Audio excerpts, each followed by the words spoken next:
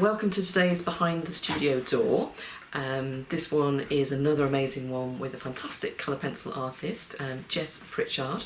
I'm going to be posting all of Jess's links at the bottom of the video, both on YouTube and for you guys on Patreon who are seeing it first. So we're going to have a chat with Jess, we're going to find out her story, what inspires her, what she's been up to, what she's going to be up to maybe as well. We'll also be meeting the wonderful studio assistant that's, you know, imperative in all that we do.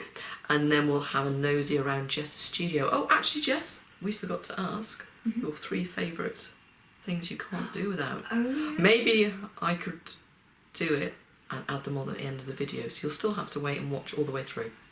Okay, guys, I hope you enjoy the video, and thank you very much for watching. Hi, my name's Jess. I'm a pet portrait and wildlife artist specialising in pencil.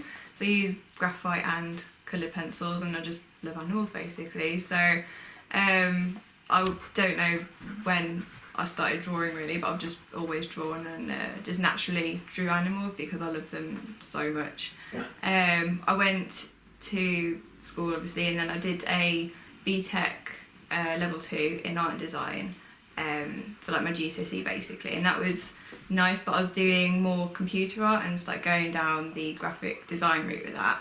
So I went to college, did my level 3 in art and design, which I absolutely loved. It was so much fun because I got to paint and do film photography, like with the darkroom, developing my own photos, it was amazing, yeah. And then I did graphic design with that as well, so computer art, and for my second year I kind of specialised more in the graphic design because I thought I want to be creative, and I love animals and all that, but I thought I have no idea how I'm going to like draw as a job basically, you know, make a living out of it.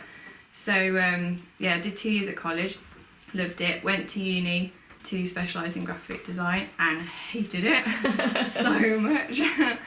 Yeah, so I mean, I felt like my creativity was really like squeezed down into a box basically, because you're trying to do what you want to do, but then the tutors are giving you a brief and you're supposed to be working to this brief all the time, and you do something and then they say, oh no, we don't want it like that, do it like this, and I felt like it wasn't my work at the end of the day. Yeah. And then doing dissertation as well, it's like, what is the point? It's like, why am I doing this? So yeah, but I finished uni just about. My poor parents, I really put them through the mill at uni really, because I didn't want to do it, and they said, no, come on, finish it. So finished it and I was like, oh, this is the best day of my life, now what do I do, you know? And while I was at uni I had a part-time job as a graphic designer in Wolverhampton, which is where I went to uni, and also a part-time voluntary job as a graphic designer in Nottingham.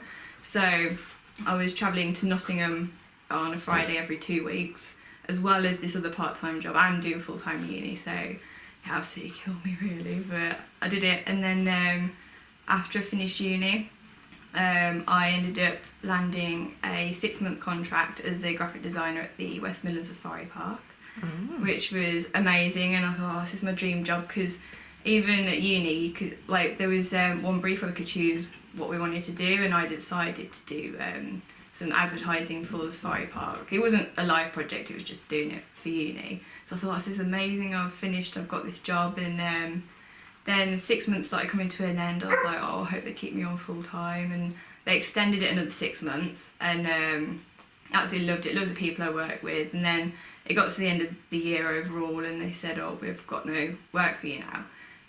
So we're just going to have to kind of let you leave, and I was like, I was absolutely gutted. That's because you did such a good job with all the advertising, you see, that they did. Yeah. You did everything. Oh, exactly. Yeah. But no, I was absolutely gutted because I loved it there so much, and you go see all the animals every day, and you know, you could hear the roar of the lions from the office. I did notice that as I was driving up, as I was coming to your house, sort of thing. It's like all I could see were the signs for the Safari Park. I was like, oh god, you're really, really close. Yeah, it's literally 20 minutes on the road, but no.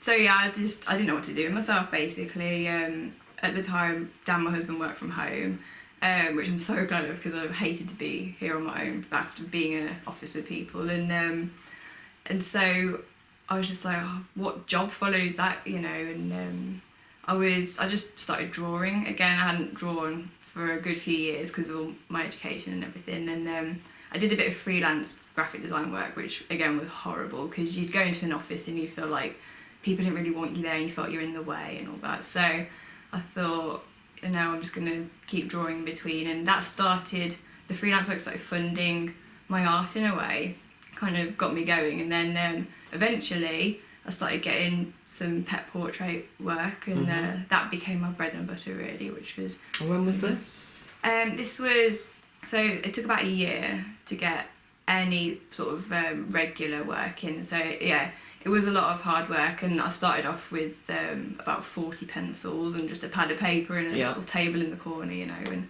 what year do you think that was? That was 2016, so I finished quite 2015, and then it's kind of about a year later in the November 2016, because right before Christmas people are starting to get pet portraits, and I set myself up on social media as well. So like Facebook, Instagram, Twitter, but I found most of my work has come through Facebook. Yeah, same. I'd say 95% of my commission work when I did it was, completely. Although Instagram wasn't up and really going. Well, it was, but not as popular. Not as heavily, yeah. Well, I find any work that comes through Instagram, which isn't that much, but it's always to America. Yeah. Weirdly, yeah. Facebook's been amazing. Without it, I don't think I'd have got very far really, because it takes a lot to advertise yourself. And I was doing paid promotions, and I was doing a few magazine adverts as well, which I spent £300 on one advert when I had no money basically, and I thought I'll just push it, because one artist had said to me that she'd done this advert and it booked her for 6 months. I thought, great, fast track to getting some commissions, and I got nothing. I couldn't even find the magazine in the shop. It was really bad. So yeah, that wasn't a good So was that like one. a specialist magazine, like a dog magazine or something like that? It was Dogs Monthly, I think. So, oh, okay. Yeah, which is around, but I couldn't find it anywhere. I think mainly, it's mostly a subscribers one. Yeah. So people subscribe, get it sent to them, and they have a few in the shops, but you've got to be looking for it. Yeah. It's a shame though. I know, so that was a bit gutting, and this whole time I was just like feeling like a bit kind of lost and depressed. I was like, what am I doing? Yeah. I'm not really getting much work in. I don't want to do graphic design anymore. But after about a year it did start to get a bit better, but it was a long year, I can tell you that, when you're trying to start out and get it all sorted. And I think as well, like I say, you're really sort of appreciative then of having the support of family, and the trust and belief, even though sometimes I used to think, oh God, they're looking at me like I'm not doing a proper job, or I've even been told, like by my husband, sort of like, oh, it's time you got a proper job, or did this, and I kept a part-time job going for the first 2 years, but I was still, I think, for the first 3 or 4 years, even though I was full-time, I still felt that people looked at me like I wasn't doing a proper job. Yeah. So I've always been a bit worried about that, and I was worried what my parents would think, because they've always been really supportive and want me to succeed in things, but everyone was really good actually, and Dan, my husband, kept saying, oh, I want to quit, what am I doing, should I just go and get a normal job? And he's like, no, don't you dare quit. And it was really nice, and I think without that I would have definitely not be doing this today, and so I love it, and I wouldn't do anything else really. Fantastic. Yeah. And you've started, obviously, I know you're in some societies that I'm in as well, so I know that's like when I first saw you and seen your work, I think at Twazzy. So what else? What are you up to now? You've got your pet portraits. Pet portraits. My wildlife work has really started taking off this year. Couldn't tell you why, just because I've been doing exhibitions constantly. As soon as I started, I was like, right, gonna get my work in exhibitions, try and get my name out there. And the first exhibition I went in, which was in Bewley, just down the road, I came second in that, so there's a best in show and reserve best in show, and the mayor voted for that one. And oh, fantastic. Yeah, so that was really exciting. I thought, oh great, my first exhibition, this is fantastic. And then the next one, you don't win anything, you're thinking, oh, what do I do now? But no, I just kept plugging at it. I do shows as well. So the first ever show I did was the Staffordshire County show, which was the worst idea because I'd never done one before. It was a massive show. I didn't really have that much work to put in it, so I had a few big wildlife pieces, and then had a pet portrait, a few of those that I'd taken along. Because when I first started, obviously you've got to get your portfolio up. Yep. So I just did a few pets that I found on the internet, and just to kind of show what you can do. And I thought, oh, this is great, I'm going to get loads of commissions from this, and I got one, so I just about broke even with that. So I kind of scaled it down after that with these shows, and I did a few small local fairs and things, and then gradually built it up from there. And now I do ones like the Leamington Art Fair, which is a fantastic one. So I've done that last 2 years, and yeah, I'm always going to do that one. I think that was a really good one. And just from kind of getting bigger and bigger with the shows, and the more I do, I know what to take basically. So I take my big pieces, I take a photo album of all the pet portraits I've done, prints, cards, and I've started doing these little miniature drawings, about 4x4 and 2x2 ones, because I had scraps of paper basically, and thought, you know, paper's precious, I want to use it up. So yeah, I've been doing all these just like that big little and that's something for everyone as well. You know, people who've got the money can buy the big originals, but then you know, someone who doesn't, they'll take a print, but they still want something that's come direct from the artist. So a little miniature is perfect. Yeah, they're really popular, and I feel I can't kind of keep up with the demand of them really. So I do one and it kind of sells, but I've got a few just in my drawer down there at the moment, because I've got another fair coming up, like one small little local one in a few weeks. I'll keep them for that. But yeah, so the fairs are fantastic for showcasing my wildlife really, not so much for my portraits, because people take the information and they get, I don't know, I'll get like 1 or 2 from them, but you know, people tend to forget. But if you've got a wildlife piece there and they love it, it like sticks in their brain, and then they'll come back to you once they've thought about it a little bit. So I think just every year I do more shows, more exhibitions. So like Twazi, I do their exhibitions, the AAA, which we were talking about, part of Wolverhampton Society of Artists as well, UK Coloured Pencil Society. I'm sure there's another one, but I lose track of them all really. And I've suggested to my guys to make sure that they join their local society. Yeah, definitely. Because it's on your doorstep. You don't know what opportunities it might bring locally. It gets your name out locally. But I just find then you've got like, because we're quite insular and, you know, working on our own, I just find having a society on my doorstep where I think I meet up with mine in 2 weeks' time. Some of them are in their 80s, some of them are like in their early 20s, all different media, all different skill levels. One guy's been doing it professionally, you know, for like all around the world doing film sets and everything. You know, you meet all these amazing people. And others are like little hobbyists. So it's just good for the soul and good for the creative, really. It is, and like you say, meeting up with them is great. So yeah, the Wolverhampton Society, they meet up twice a month, and like I join, it's £30 a year, and so once a month you get life drawing, which, so you know, that's like usually £30 a session mine for a year, and then we have like a talk once a month as well, so like a visiting artist will come and kind of boost morale and like talk about whatever they do, and yeah, it's just nice, the events you go, and there's just all ages there, although I'm the youngest one, so yeah. I think fantastic. Everyone kind of like knows me. I'm still learning names of everyone really, because not everybody comes to every session, but everyone knows me because I'm the younger one, which I find, so yeah. I try and like use that to my advantage though, because people see my age, they kind of like, oh, that's Jess because she's the younger one, but then I feel bad because I don't know everyone else's names, you know. Just make badges, I know.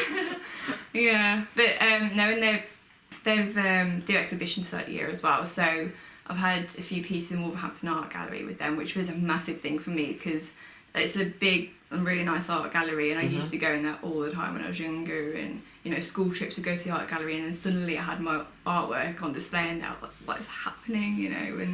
And they've brought out a book as well, the centenary book, 'cause it's their 100-year anniversary this year, so I'm in that, which is really exciting. Oh, we'll have to have a look at that one when we go. I know it's around your studio. And I've won some awards this year as well. Never won any awards before, so I was dead excited. So I won the Derwent Pencil Award at the Twazi exhibition, and I won Best in Show at UK Coloured Pencil Society, which is dead exciting as well. So yeah. And well deserved as well. Thank you. And I know I saw both pieces at both exhibitions, so yeah, I'm in agreement with the judges. And they're both sold as well, those pieces. Oh, fantastic. So, wow. Good. Yeah, so I'm happy, and you know, I've had a really good year this year, and just every year gets better, and I just think I'm so lucky to do this, and it has been hard work, cause like we were saying as well before we turned the camera on, that you think it's all about drawing, but it's not. There's so much like background stuff that goes into it, like emails, going to your framers, just general admin really, posting things. I mean, I do pet portraits and I have to take it to my frame and then collect it, and then you're packaging it up, which doesn't take like a small amount of time, you know. You've got to really make sure it's wrapped properly, and then sorting out the postage for it, and then you've got to keep track of it to make sure it's got to them okay. And it's stressful, isn't it? Yeah, that's why I'm grey. No, well, I've got one on the way to America at the moment, which has been in transit for about a week. And you send them framed and glazed, do you? Wow, I never did it. Yeah. Really? No, that would just been pushing me over the edge. Really? I think the thought of I've never had a damaged one Yeah. so far, but like some of the ones I've posted are like, you know, big and heavy and expensive to post, but yeah. But you include that in the price as well. Absolutely. Yeah. So but no, I just wouldn't do anything else, and I'm slowly building up more wildlife work now because that's kind of coming to the forefront, and that's what I've always been pushing towards. So pet portraits are kind of like bread and butter, really, that you can rely on for an income, but the desire, the real passion is the wildlife. And and they started me off really because I thought I can't just plough in with wildlife and expect people to buy it. I've only got to get a name for myself and things. So I think next year I'm going to like pull back a bit on the pet portraits and focus on wildlife, and then eventually, hopefully by the time I'm 30, which is in 4 years, I'll have begun the process of establishing my own wildlife foundation as well, which that'd be amazing. Towards, which I really want to do. So I definitely have to employ someone for that, I think, because I'm so busy already. But yeah. Oh, that's amazing. Oh wow. That's really cool. I love that you've got long-term plans as well, and there's reasons behind. It's not just a case of I'm just doing this because it's like a job. Yeah. There's a passion and a cause and something that you're aiming for as well to make a difference. I feel like I just always want to have something to aim for, basically. So once I achieve that, then it'll be like, where do I go with this now? And, you know, I always like looking ahead because I think, I feel like with the school system, you're always like going to the next thing, achieving all your years, like GCSEs and go to college, and it's like you always got steps, and you think when you've achieved that, you're like, oh, that's great. And then when I got into an office job, I loved it, but I was like, what now? You know, I'm here. So that's why I like this job so much, because you just keep pushing forward and you just feel great all the time, because it's hard work, but when you achieve it, you're like, great, I've done that, now what next? And you keep going and going, and it's fantastic. And I don't see it as a job. I mean, get up every morning, and people say to me, like, how do you stay, like, do you have a really strict routine? How do you get up every morning and make yourself work? And I'm like, well, I don't feel like I'm doing that. I'm getting up to do what I love, and it's just the best thing. So yeah, that's what, I'm just happy to be able to do it, and you know, feel grateful every day. So yeah, it's good. Well, thank you so much, because you've made me smile, and you've reminded me of how I should feel really about getting up every day, because some days I feel like it's a chore, but I know other days everything clicks and you're able just to sit and create, and it's like magic. There's no feeling like it. No, there and isn't. It feels right, and when you win an award, it's sort of like, okay, other people think that I'm doing okay as well. It's sort of just a little bit of like, because you have friends and family. It's hard to pat yourself on the back. Because you feel like, ugh. But and like when people say to you, oh, your artwork's amazing, you're like, I don't know what to cringe a do. little bit. You're like, thank you. Yeah. Cool. Well, thank you very much, Jess, for sharing the story. What we'll do now is we're going to have a nosy around Jess's studio, and we're going to see maybe if we pin her down on 3 things that she couldn't be without, maybe if she's on a desert island. Ooh. And we'll have a look at those very first pencils that set her off on her journey. Yeah. Maybe have a look at what's appearing on her drawing board as well. And also, of course, we can't forget the actual most important being in the building, and that's the studio assistant. Yeah. Okay, so thank you very much, Jess. That's okay. Okay, so we're going to go through the studio door now to see what Jess has got for us. Yeah. And I came in this morning, I fell in love with this piece of furniture. I'm just going to step back because the furniture is just amazing. I do love it so much. Oh, studio assistant's making an appearance. Here we Ooh, go. hello. Hello. Oh, I think you know he's on camera. I do. Yeah, I told you he's a real poser. Oh, there we go. Jess, would you like to introduce your studio assistant? Yes, this is Costa, my almost 4-year-old border collie, and he does love the camera. So. And this is Costa's bed in the corner. Yeah. Where he cozies up. Does he actually behave, or does he hassle you when it's time for you to stop drawing mummy and play ball.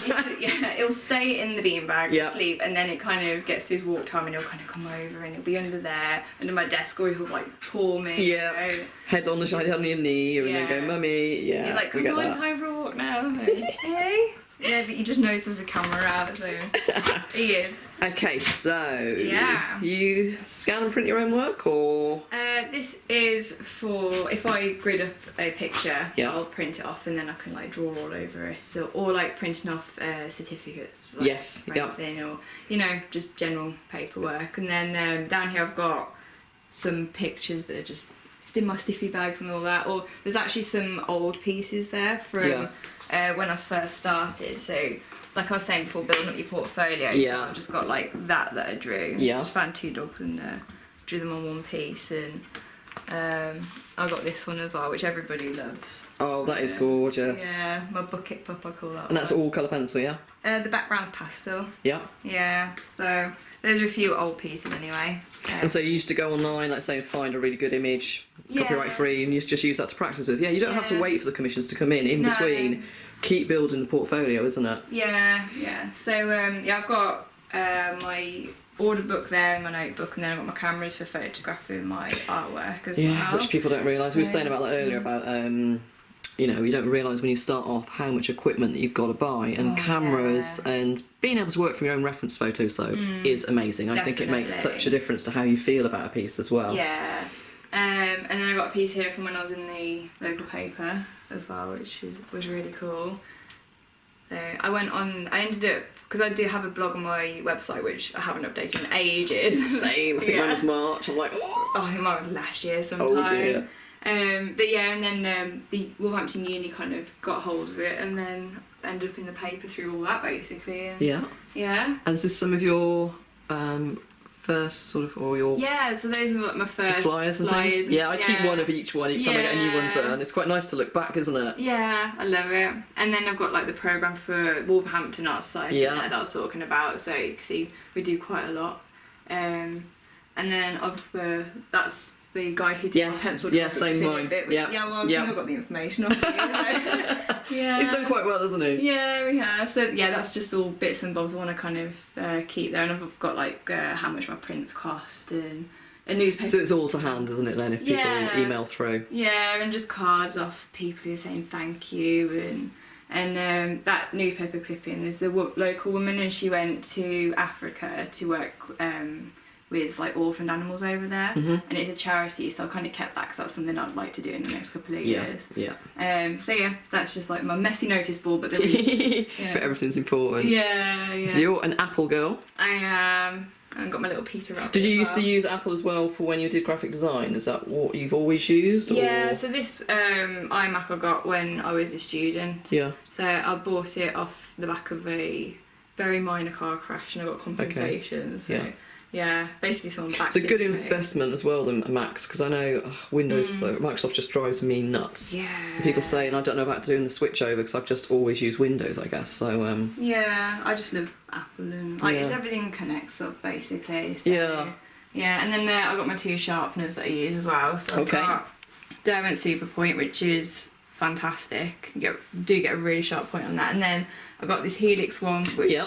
is good because you can change the settings on the back. I've got that on my Jakar as well, actually. Oh It's really? nice, yeah. So it just depends. So yeah, I use both of those and love them both very much. So yeah, and Fab. then So this is where all the magic happens. yes, I've got my lamp which has a daylight bulb in it, and Yeah. I doodled on it as well at one point. Yeah, and then I got my Peter Rabbit 50p's on there as well. So yeah, I've got my iPad there, like for my reference photos. So I love this little stand it's on as well because it's just so quick to like look backwards and forwards from Yep. what I'm working on. And you always work sitting down, I guess? Yeah, I do. Yeah, I can work standing up, which I do at shows sometimes if I'm demonstrating. Yeah, I find that as well. Yeah, but like when I started out before, I was saying, you don't have much money, so my in-laws bought this drawing board for me, and then my parents bought me a set of Faber-Castell pencils, and that all got me really started off. So yeah, it's just all about support, really. And it doesn't matter. I mean, if you start off with a drawing board on your knee in your living room or on your kitchen table, with, you know, a set of 12 pencils, as long as you're creating. That's the most important thing, and it's just keeping that momentum going. Yeah. And it's a beautiful piece on Jess's board at the moment. Thank you. Yeah, I need to draw the mum. She's here and she's gonna having a nose fantastic. lip. What paper is that? It looks like Somerset Velvet, but it's not, is it? It's Stonehenge. It's a Stonehenge. Yeah. Is that the black? Yeah. Yeah, I'll have a nose at that in a bit then. Yeah, it's nice. You read these things online, but you just don't get to see them. Yeah. Okay, so you've got different erasers in here as well. Yeah, so I've got, this is the one I use the most. I absolutely love it. And I use it I don't use it on black paper because I find erasers mark black paper. Same, yeah. But I use it on white paper and then you can just like change the rubber basically. So I've got like a whole set of them in there. So if you want one with a bit of a sharper red that you haven't used so much. Yeah, you can sort of shape them, can't you, as well? Yeah, got my Milan rubber. That's an amazing rubber. I will say that one's very good. And then I've got my Faber-Castell pencil eraser with a little brush on the end. Cool. So yeah, great. Keep all your tools to hand. Yeah. So these are the pencils that I very first started out with. They're probably very dusty inside and dirty, but yeah. So I literally just started with those, and that is it. Wow. Yeah.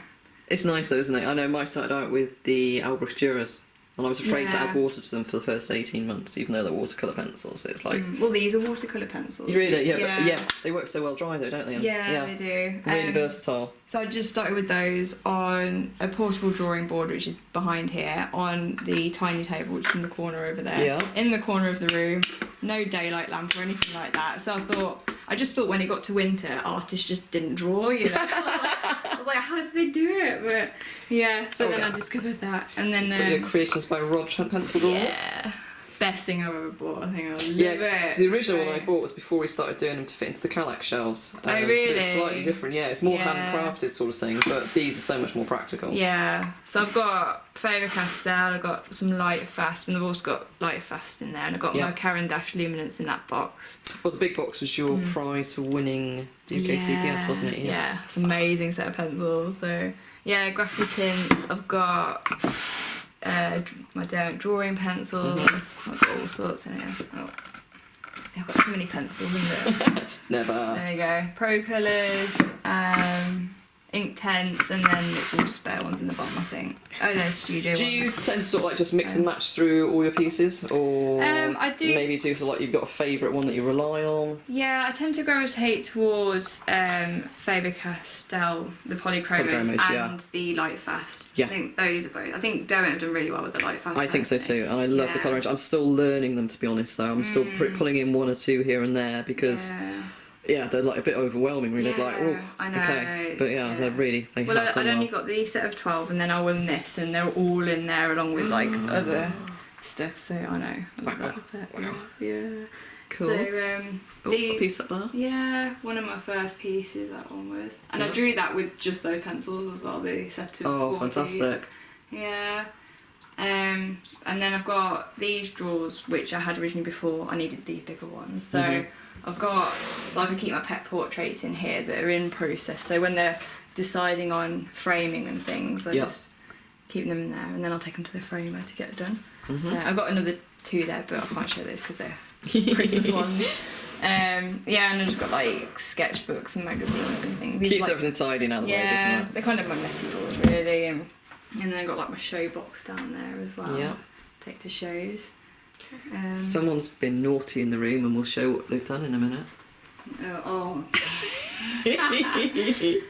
So yeah, this piece up here, it was basically I found a board of MDF, which I think used to be someone's bed just at the side of the road. Brought it home, cleaned it up, and I just wanted to play around. My mum had just bought me some acrylics and had some fine liners, and this was when I was just starting out as well, and I didn't know what direction to go down with my art, so I just thought, fabulous. I want to play. Yeah. It's always something you could go back to as well if you just want to play and just let up from, you know, doing the really intense colour pencil work. Yeah. Just know that you've got that in you to be able to, you know, It's not a doodle, it's art in just another form, isn't it? Well, Beautiful a lot of people colours. say to me that like it's a tattoo or something. It's fantastic, yeah. Yeah. So no, I just have that there because it kind of shows me where I started and that you can have fun with it and use bright colours and all that. So, yeah. And this is your bigger storage drawers, yeah? Yeah, these are my pride and joy. I love these. I also got these off Facebook Marketplace for about £35, I think. They're ridiculous, and they were already painted, and so I keep all my paper in here. Yeah. Because before I had to keep it in the box it came in because it wouldn't fit anywhere. Yeah. It was just a nightmare. And then I've got, I don't even know what I've got in these. So these are my the miniatures that you're that I saying was about. talking Oh, they're lovely. So that's the 2x2. They custom make the frames up for you, or? Yeah, so I get these from my framer. I mean, the frame, it does a good job for me. And I buy that many frames from him, he always gives me a discount. That's beautiful, yeah. So that's 4x4 and that's 2x2. And it's just a good way of using scraps of paper, I think. And people really like them, so. Brilliant. You know what else I've got? I've got the butterfly there. Cool. Yeah. That's those. Yeah, and then the others are just like prints and things I keep in there. So. Bigger pieces. Yeah, so I've got a giant chimpanzee in that one in a very heavy frame. So, and then cardboard for packaging and things, and I've got all cardboard underneath. I guess you're like me. You don't tend to draw things a set size. You just draw them and then get a custom mountain frame. Yeah. Yeah, I know when I started out, I did learn. I'm like, why am I not drawing them like 12x16 or something like this, so that I can actually. Sometimes my framer has some he's already made up, which I'll grab, but yeah, it depends really, but mostly it's probably custom. But that gorilla up on the wall was also one of my earlier pieces, and I had such a tantrum over that one, I'll admit, because like it was so different to what I'd done before, because I'd never done skin. Yeah, lots of different textures. Yeah, and it's really difficult. And I look at it now and I think, like, I don't know if I'd go back to doing that, but I think I could do better now with the fur at least. Yeah. I'm quite happy with the skin, but yeah, I took a lot of tears over that one because I was just pushing myself really, because I thought, I think that's it. I've been saying that to my guys recently. The pieces that you really push yourself on are usually the ones that you look back on and they turned out to be amazing, and it's the ones that take you so much further forward in your learning process because you've managed to push on through and you've learned from it. Well, I learned so much from that one. So yeah, and then just got loads of mostly animal books on there, and then a few lifeboat books, which are my husband's because he does search and rescue and stuff. Where was the book that you were in the Centennial? It's this one here. Got to find my page. That's beautiful, isn't it? Yeah, it's a lovely book. And then on here, try and find my page. I might have to suggest something like this to a couple of societies. Yeah, it's a really good idea because everyone kind of gets behind it, and just a nice way of getting your work out. Oh, I won't be able to find my page. We'll show a photo of that one at the end, shall we? Yeah. Ah, there we go. Wow, this is the one also that won Twazzy, isn't it? Yeah. Yeah, this year. And that's the one I remember from last year, wasn't it? Yeah. Yeah. It's beautiful. Oh, yeah. Yeah. Oh, that is fantastic. No, I'm really happy with that. Yeah. I came and I was like, yeah, I'm in a book. It's exciting. I'm a Pritch Art. Yeah. So yeah, that's that. And then okay, and this is the little table that you started off on with your portable drawing board. It's my makeup table now. Because I get moaned at if I turn the light on too early in the morning and start getting ready. Yeah, this is your room. Yeah, so yeah, literally that with the portable drawing table on it. As you can see, there's just not a lot of room on it, but that's what I did. What I say, and anywhere to get started. Exactly, and it doesn't matter where you start really, because you just build yourself up, and now I've got a whole room with all this furniture. And should we have a look at what Monkey's been doing? Yeah. Preston, what have you been doing? Have we got a guilty face? No, not in the slightest. No, it's just like, come on. So whilst Mummy's been busy talking, you've been dissecting. I'm not sure what kind of animal it is. Donkey, I think. We call it his donkey. A donkey. It's still got his limbs, which I'm quite impressed with. Yeah, it's just got a wouldn't at my hole house. in his back thing. Yeah. Right, well, thank you very much, Jess, for allowing us to nosy around your place. Yeah. And I'm sure, I'll come around here because the light's not very good. Switch. As I say, I'm going to post all of Jess's sort of links for social media, contact details, Facebook, Instagram, YouTube. So they'll all be the links will be below the video and on Patreon. Yeah. So thank you very much again, Jess. It's alright, no worries. I'm just really chuffed. It's made me really happy and it's inspired me Good. to go home and be creative myself. It's been great to have a good art chat, really. Cool, thank you. Alright, no worries. Okay, so one last thing we forgot to ask Jess when she was chatting earlier is which 3 things, let's say if she was on a desert island, that's not going to be a desert island, but if she had to go back and was restricted to just 3 things in her equipment, which 3 would they be? It's hard to think because it's like, what would I use and not use? But I think if I ignored my essential equipment, like the pencils and things, I would say probably my Derwent electric eraser. I love that. I love my big art drawers. They're like my pride and joy, basically. And I don't think I could be without those now because it's amazing how good a bit of storage is. Like you get a good bit of storage and you think, right, I'm really happy with that. And I don't know. It's really hard to think. I'd probably say my pencil drawers as well. Oh wow! Yeah. Okay, yeah. Yeah, because I don't know. I think before them I was just like working out tins and everything was getting really messy. But now it's kind of everything's in one place. Yeah. And I know what I'm doing with those. But Fab. yeah, but very close fourth is probably my drawing board. And then also the paper I usually use is. I know, sorry. Yeah, which paper? Yeah, it's the Stonehenge. No, not Stonehenge. It's the Fabriano Artistico paper, 640 GSM. And that's the same that Alan uses, I think, isn't it? Yeah. And then like the black paper uses the Stonehenge. So yeah. Okay, so we've allowed 5 today, 5 things. That's fine, but I was really interested to hear that you say, some of it is the storage equipment because it's the things people don't normally. They'll go, oh, the pencils or this, and it's sort of like, no, I'm dying to move to a place where I can buy one of the big paper things because it's so frustrating not having a good paper storage place. Just the difference it makes is incredible. I've ruined so many sheets of paper by not having it stored properly. That's it. So no, I love my drawers. They're my absolute favourite thing that I own, I think. And I'll pop in a link as well to Creations by Rod, who makes the pencil drawers, into the description as well. Yeah. Thank you again, Jess. That's alright. See ya.